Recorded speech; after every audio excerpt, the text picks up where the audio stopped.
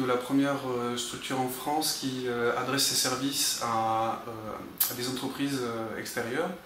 C'est-à-dire qu'il existe déjà des structures de playtest dans des studios ou des entités de jeux vidéo qui règlent ça, qui font tout ça en interne, mais qui n'offrent pas leurs services à d'autres sociétés. Donc c'est pour ça que PlayinLab aussi a vu le jour.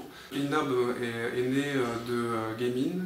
C'est une association ici qui regroupe tous les acteurs de la filière du jeu vidéo en Nord-Pas-de-Calais.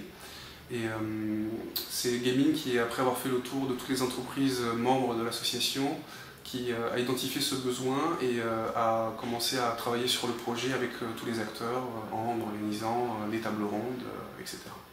Le service de PlayinLab est unique parce qu'il permet aux entreprises de minimiser les coûts de production, de sécuriser les investissements et d'améliorer la rentabilité de leurs jeux vidéo. Et aussi, enfin, de confronter les productions de jeux vidéo aux avis et attentes des consommateurs qui vont être ciblés par les jeux vidéo. Une phase de test se décompose en général en plusieurs phases. Tout d'abord, on essaie de déterminer les variables qui vont tout simplement définir le playtest. Tout ça, ça dépend des propriétés des projets, qui sont propres à chaque projet et uniques. Donc ça commence tout d'abord par l'objet qui va être testé, donc ça peut être un jeu vidéo, un serious game, ça peut être des accessoires de jeu, des pochettes aussi, et tous les assets marketing.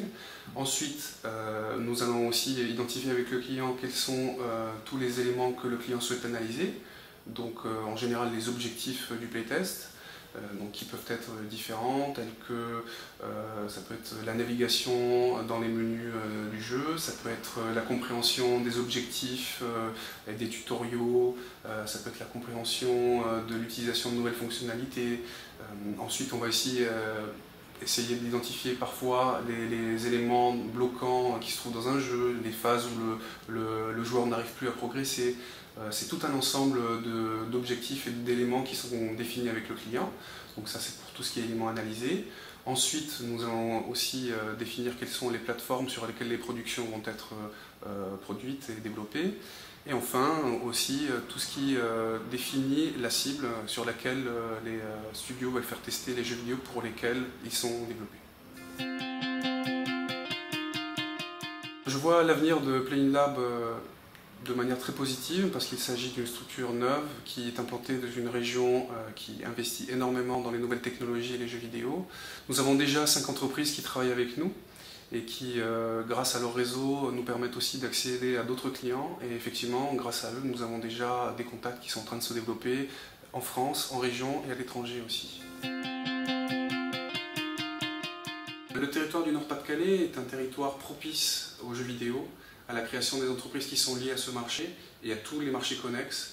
Pourquoi? Tout simplement parce que la région a misé dans l'innovation, une région qui accompagne très fortement les acteurs du marché grâce aux subventions notamment qui existent et à toutes les aides en matière de réseau, de connexion qui peuvent être faites.